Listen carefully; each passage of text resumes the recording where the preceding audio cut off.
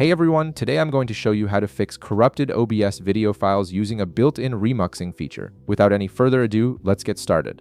First, open your OBS application on your computer. Once it launches, direct your attention to the upper left corner of the screen where you'll see the main menu options. Click on File to reveal a drop-down menu with several recording-related options. From this drop-down menu, select Remux Recordings.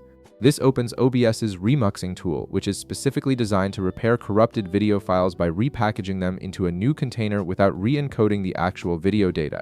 This means you won't lose any quality in the process.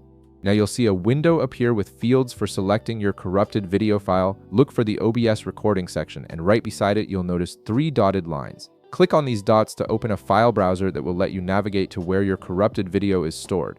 In the file browser that appears, locate and click on the video file that's corrupted. This is typically an MKV file that didn't close properly during recording, which often happens if OBS crashes or your computer shuts down unexpectedly.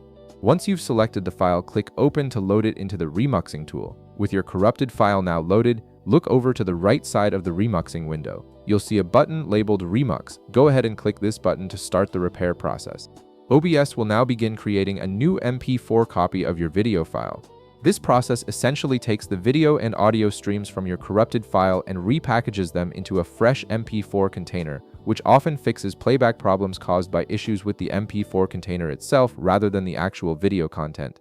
You may need to wait a moment depending on the size of your video file while OBS completes this remuxing process. Once the remuxing is complete, you'll want to locate your newly repaired file. Head back to the upper left corner and click on File again. This time, select Show Recordings from the drop-down menu. This will open the folder where OBS stores all your recordings, and you should now see your newly created MP4 file right there alongside your original corrupted file. The new file should play smoothly without any corruption issues.